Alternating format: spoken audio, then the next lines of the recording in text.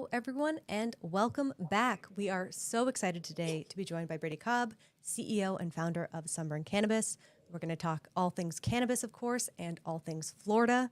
So, good reminder, if you have any questions, just feel free to drop them in the chat. We take them everywhere except for Instagram. So, with that out of the way, thanks for joining us, Brady. Great to have you on. How are you doing? How have you been? Busy like crazy, I'm guessing.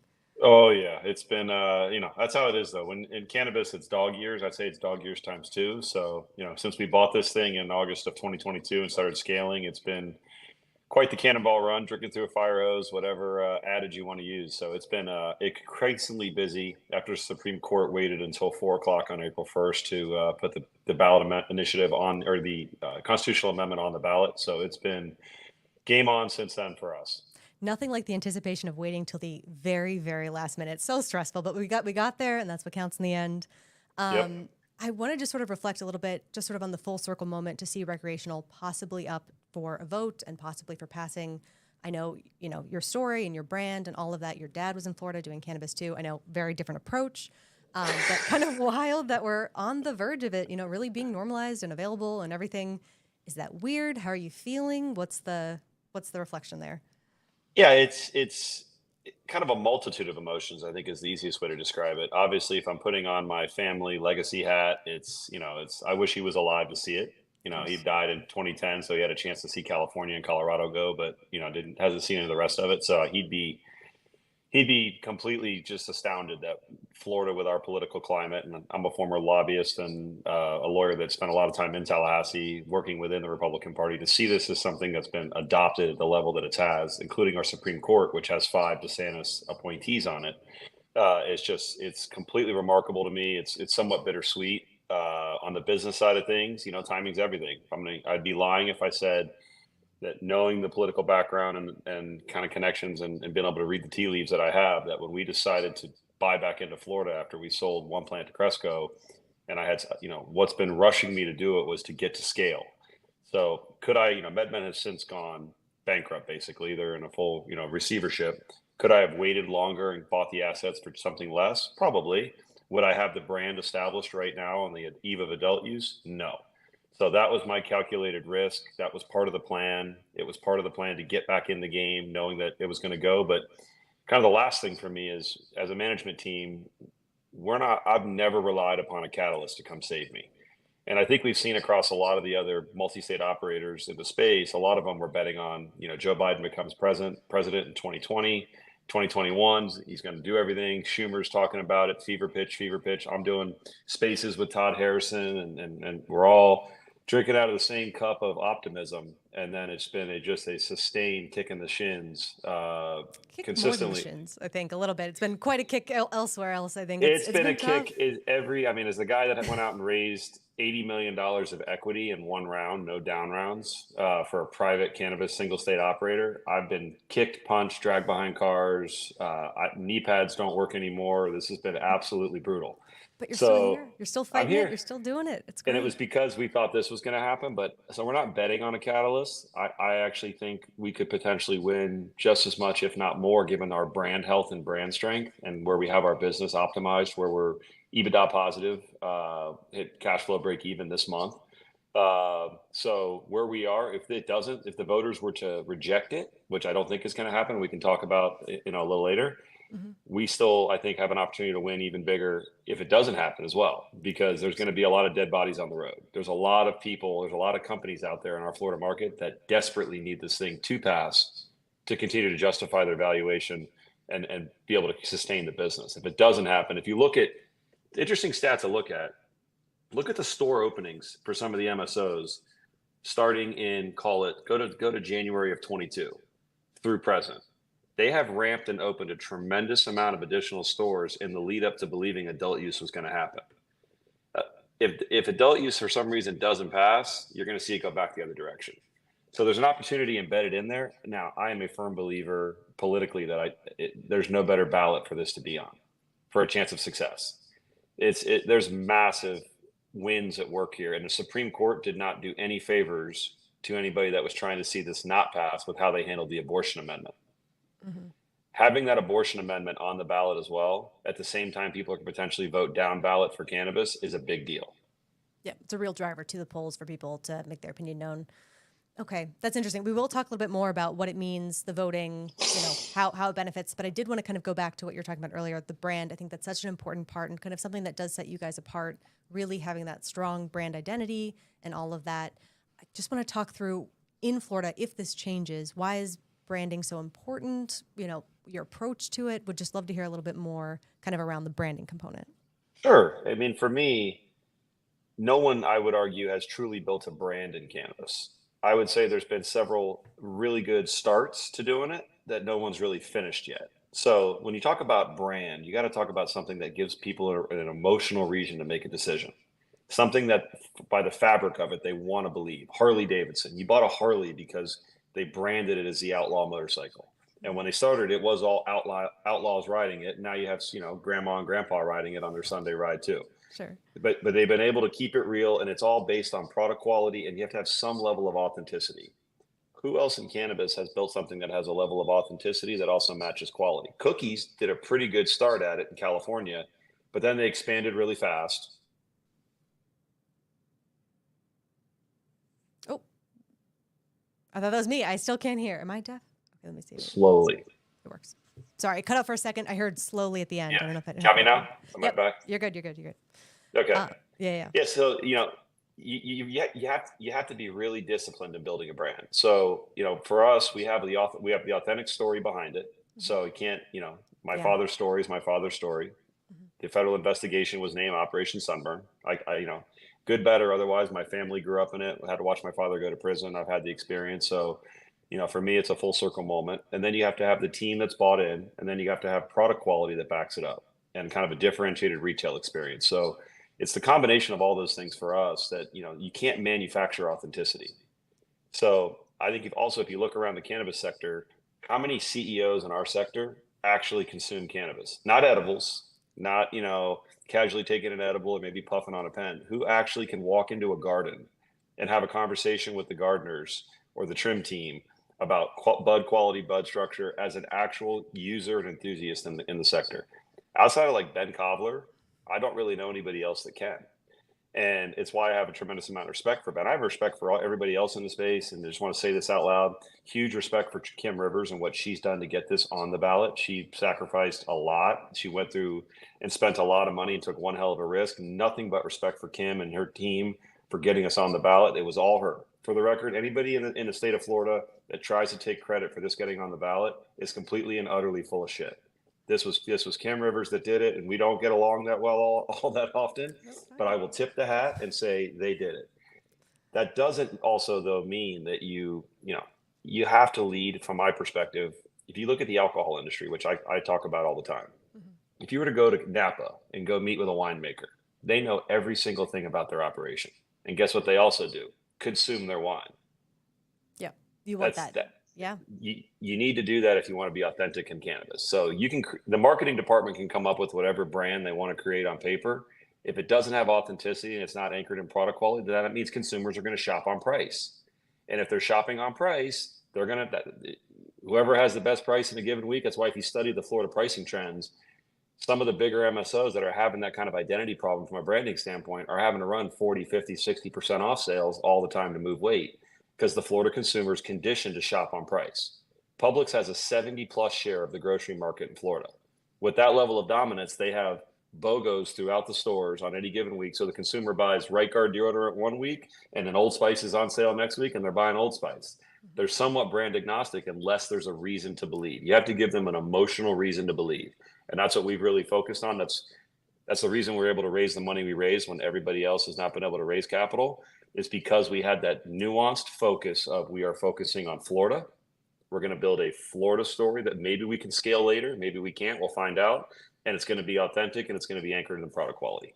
Yep, I think that's fantastic. And I think you guys have done a ton to kind of embrace your consumers, like you're saying, kind of build that brand, build that experience component. I know you guys do a ton of events.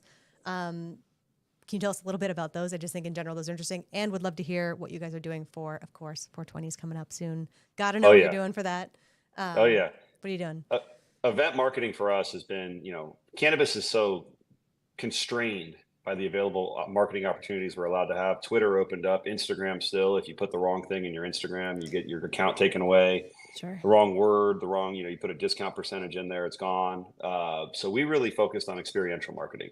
And for me, that was something nobody else was doing. And now I giggle a little bit. Imitation's the highest form of flattery when I see my peers now doing, tours of their growers around the state or chef tours. It's imitation's the highest form of flattery. All good. I've We seen knew it somebody too. was going to copy it, Yep. but they don't have the, for me, it's that getting out there in the community, being the Florida focused operator, knowing the state, knowing what makes each region tick. Florida is not a one size fits all state.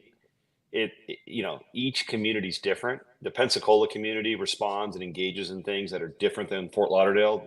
Jacksonville's different than Orlando.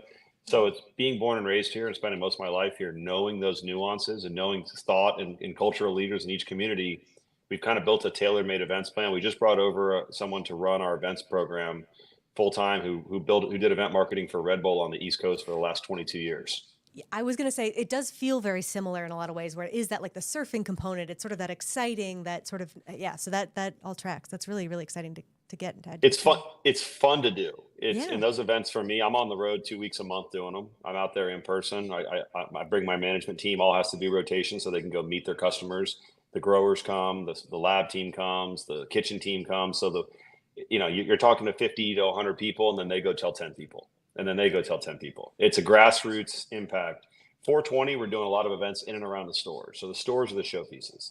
So we'll have events at the stores. We're doing a couple of parties around the state at local bars and restaurants that are having similar events. But to me, our big focus is not 420. That's kind of the traditional cannabis I know. holiday. Sure. For me, it's all the other days of the year. It's the surf contest, it's the skate contest, it's the air shows, it's the sandbar meetups, it's the fishing tournaments, and then it's music. Our two marketing tenets are play it loud and on the water. So if it involves music or if it involves the water in Florida, we're going to be there. It's a great place not to be in something like Minnesota, where you're not having around the year events because it's freezing or terrible and Freezing. whatever. You get like nice weather, you get to like hang out. And I do think that there is a big sort of craving for community right now. I know that's been a big theme is a lot of people are stuck at work or at home and they're on their computer alone or they're on their TV alone. So having those kind of opportunities, I guess, to kind of come together, talk about what you like and just sort of, products and things like that, I'm sure is a huge impact and something that people really, really want.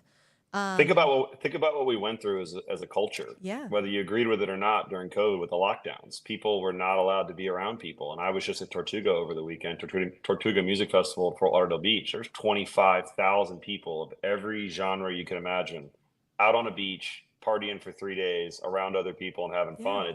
You look at those moments and you're like, that's what, cannabis should live at the intersection of fun and compassion and kind of helping people. And you can't do that unless you're out in the field. Yep, that's very true. All right, sorry, real quick. I'm seeing some things come in, which is great. Hello. Great to see you guys. All right, well, I'd love to talk a little bit around, hey, Don, how's it going? Around footprint and where you are in Florida. How do you pick the areas and locations that you're in? I know you talked a lot about some other companies potentially overextending, kind of trying to find that growth, but waiting on government to make a change. How do you decide where to be, how much to grow, versus overextending? How do you sort of strike that balance there? Sure. So when we made the decision to acquire MedMen, that was a very balanced decision. It was a very strategic decision. So we looked at, there was 5 or 6 different assets we could have purchased when we were looking to buy back into the market. And we chose MedMen because I'd say the only thing they did and they did it very, very well, it's probably the only thing they did well, was siting stores. They had the vision of being that first store to cross over from cannabis to mainstream. So not dispensaries wherever you could get them, because it's a pain. It's really hard to site stores in Florida. And I'd argue it's hard to site stores anywhere. I don't care where you are. It's not a preferred use. It's not a primary use. Landlords aren't in love with it. Cities and counties are not. They don't roll out the red carpet and say, "Oh yeah, we'd love to have you here." It's not fun. So MedMen fought the fight and got Main Street locations. So we're on Duval Street in Key West, across the street from Sloppy Joe's. You can't get to Sloppy Joe's for a beer or Rick's for a beer in Key West from the cruise ship without walking in front of our store. We're on Clematis Street in West Palm. We're on US 1 in Fort Lauderdale. We're on South Beach at 14th and Alton. We're on Main Street in Sarasota, in downtown Sarasota. We're a quarter mile off the campus in Tallahassee at Florida State. So those are we're on pretty much on campus at UCF in Orlando.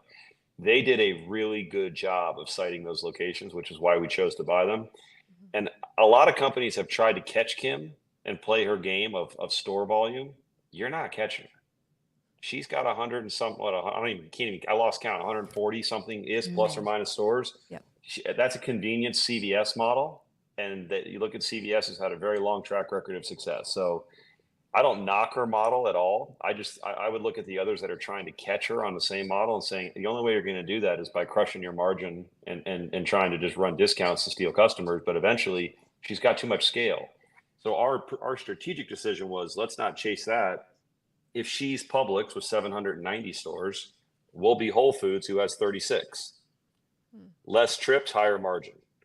Yeah. So at the end of the day, we chose very strategically we think of our stores as tasting rooms where a consumer can come have a different experience, open floor plan, pool table in the store, music's on.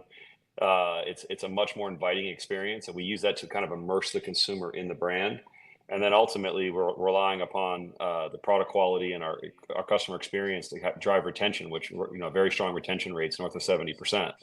So at the end of the day, we chose the locations very strategically. We want to have high profile Main Street locations that we can use to kind of destigmatize and get people to want to come there on their own, not have a need to come there. And more importantly, not just come to us out of convenience or price.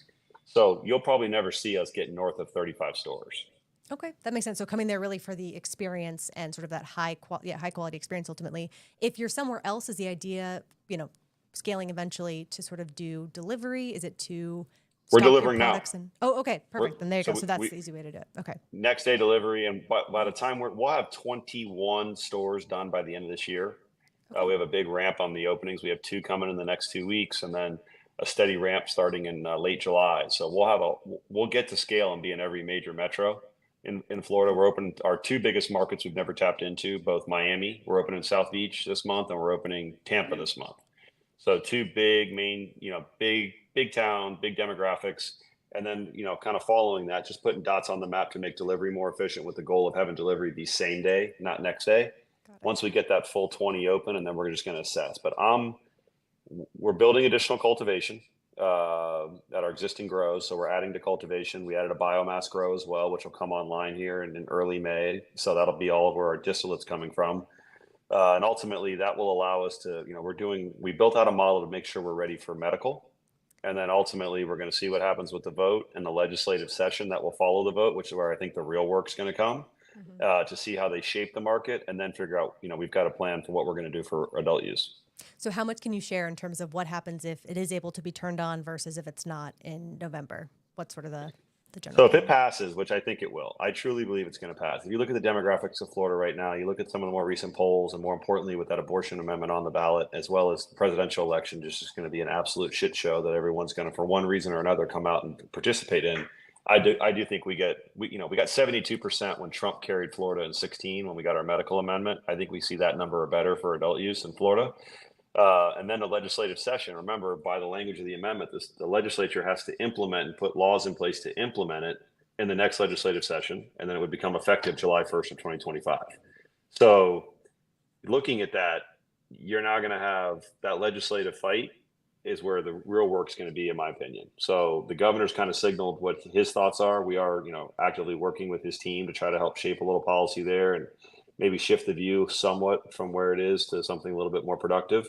And to his credit, he's been a friend of the industry thus far. He actually got our regulator, OMMU, a significant budget increase to be able to actually regulate us properly. And I give kudos to OMMU. I think it's the best regulatory agency.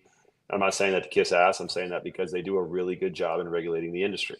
Sure. Secondarily, but that bill process in 2025, that legislative process is going to be where the fight really is. Who knows what they're going to throw at us? Daily consumption limits. Will a wholesale market be introduced? What type of limitations they're going to try to put around, what can be sold to people? We saw last year what they were thinking. They introduced THC caps of 60% and 30% respectively for concentrates and flower. The bill ultimately died, but you're going to see all that stuff come back. You'll see THC come back. You'll see our caps come back. You'll see daily intake limits like you see in Illinois. I think you'll see those show up. So we can't, once we start pop champagne, hopefully on the election day, if it makes it, that should be short lived because the next day it's time to get to work. and figure out how we're actually going to participate as an industry in this legislative session to make sure we get the best rules in place for a productive adult use market. Knocking on wood that we get there. That's a great way to look at it. I think having that optimism, but also very realistic view of its work. It takes a lot of time. It's going to take effort to kind of get it through to be shaped how you want it to be shaped, which makes sense. What does the illicit market look like in Florida, and how does it change if we get something passed? What's that look like? It's still a very vibrant market. Okay. I'd actually argue that I think you're seeing some of the California brands have trouble here because so much of their California product with California labels on it is being sold in the state. So it's hard to charge $50 an eighth if you're a California operator when people are selling the same eighths with California packaging that they're getting shipped over here for $30 an eighth. Sure. So there's the illicit market is still very strong. Adult use without the medical card gate in front of it will Really eat into that in a tremendous way. I'm working with the governor's team on trying to fashion of what the tax should look like to make sure that we don't have the tax drive people to the illicit market like it did in California and other states. Mm-hmm. Too high of a tax and they're just going to stay in the illicit market. But I ultimately think that adult use will make a big dent into it. I also think this Delta 8 bill that the governor should sign here in short order, that is going to be a big deal. You have 9,700 smoke shops in Florida selling Delta 8 and THCA gummies and all these products, many of which, recent studies have found actually contain far more THC than is allowed under the Farm Bill. When they can no longer sell those products, that's going to be, those consumers are either going to turn to the illicit market or turn to the existing medical market. I think that bill would go into effect on October 1st. So that's another lane of consumers that would potentially be from the medical market, and or if adult use were to go through, they would be adult use consumers as well. So there's quite a few forces at work, but I think the illicit market should actually slow down a little. It will take a significant hit when adult use is available. That's good. Do you feel a little insulated from sort of the illicit market in general, just because you're more on the premium side of things, kind of that experience-driven component rather than competing directly on price? Or how do you feel sort of about that? I feel a little insulated, but we all feel it. I mean, Sure. you got to remember. I mean, I joked all the time on panels. Who's your biggest competitor? And some people, if you ask that question to CEOs, oh, it's for one, it's Curaleaf. For the other, it's AYR. For everyone, it's Trulieve. Sure. Our biggest competitor is the street, and it's always been the street, and it will always be the street. They've got a 70-year head start on us, so that's always the biggest competitor, and that's the one that I think adult use it will ultimately take the biggest bite out of. Okay. Does that also represent potentially, though, a good employment pool at all in terms of tapping into knowledge that's there or anything? Is there a way to sort of convert people out of that who are on the producing side rather than on the consuming side into? Absolutely. Okay. I mean, I've hired a lot of people out of other states and or other markets that, if you think about cannabis, who can actually put on their resume that they've got 25 years of experience unless they've tapped into that market? And not be lying. Yeah, that's true. That's true. Yeah, that's true. It is what Yeah. it is. I mean, you've only had a legal market truly since, 2009, 2010-ish in California and Colorado. So anybody that has anything on their resume that says they've been in cannabis for longer than that has not been doing it with a state license. That is absolutely true. All right, that is fair. Okay, I see some questions coming in. Let me see really quickly from Don Murphy. Hey, Don, how are you doing? Care to address the DeSantis comments? Prospect of M3. Yep. Thoughts there? Hey, Don. Great to see you. Don's a good buddy. Don and I actually text back and forth about this stuff. So I think the twofold on the DeSantis' comments, he was looking to take a little air out of the balloon. Number one, that's just wah. I think he was, if I'd be more upset about how the abortion ruling went than cannabis. Number two is staff. I don't know, has him fully apprised on what this market can be and how the electorate. I think you'll see a few polls. Some of the initial first polls will come out and show the polling data, and I think you'll see a pretty decided shift in his position on it. It'll shift from no to let's embrace it, and how do we regulate it properly and ultimately tax it and generate revenue from it. That's what I'm working on with his staff. Let's get over the ill factor. His biggest problem is the smell. He doesn't like that he does not want Florida to smell like New York City right now. He doesn't want Tallahassee to smell like that. So he's got a bill going through that I believe he's going to sign that would ban public consumption and put teeth behind it, which, you know what, as an operator, I completely agree with.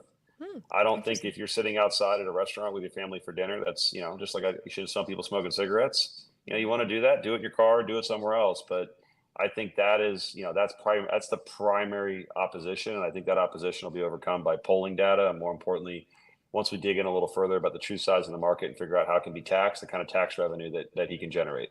Yep, I definitely agree. Does it help at all that they're also just with sort of the market kind of developing and changing? We are seeing those more form factors come in. It's not just flower. I mean, flower is definitely still very much king, I think, but that there are other form factors coming in that aren't sort of smoke, beverages. We've seen edibles. Yeah. We've seen some vapes even, I guess, to some degree. Does that help at all? Any trends that are changing there that are worth highlighting? It does. And if you look at some of the adult use markets that have made that transition, they started with flower being 55 to 60% of sales. And then as you transition into recreational use and a broader consumer base, it transitions over towards more vape. It transitions over towards edibles. So you see those categories grow and take share from flower from a convenience standpoint. Because at the end of the day, if you're a professional or a professional mom and you want to use, you don't want to sit there and roll a joint in front of your kids. You don't want to step outside of a girls' night out and smoke a joint on the sidewalk by yourself. You may pull at your pen, you may take a bite of an edible. So it's that form factor will kind of naturally address that issue. So I think you'll see that happen here as well. And you got to look at the nature of our tourism in Florida. Our tourism is not like Illinois or Nevada, where you are going there for B2B type events. You're going there for business events, conventions, conferences.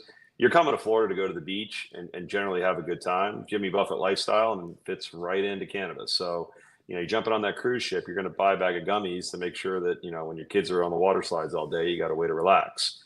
Yes, that is ultimately what I think you're going to see naturally happen. And it's the reason I think Florida will be such a big adult use market.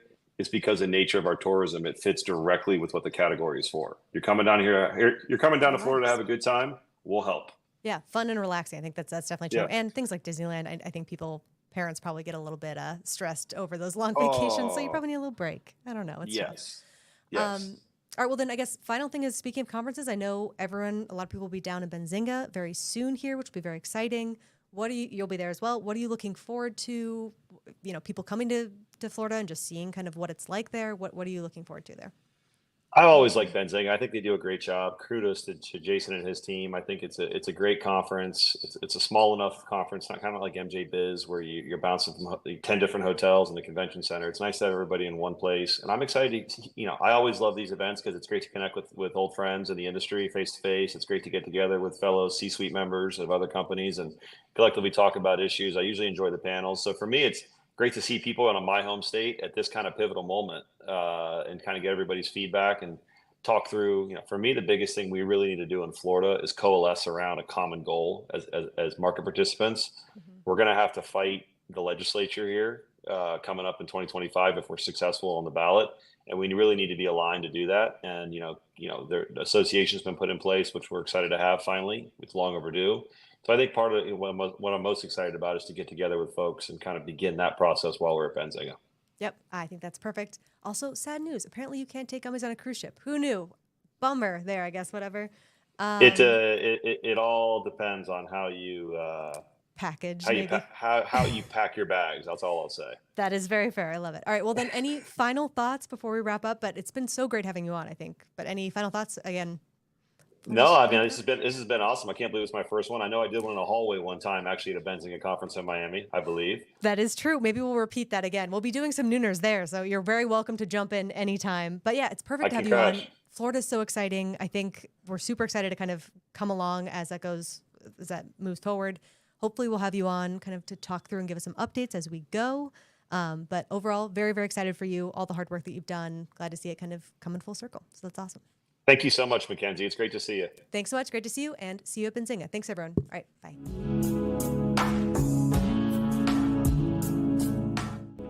Before investing, carefully consider the investment objectives, risks, charges, and expenses found in the prospectus, available at advisorshares.com.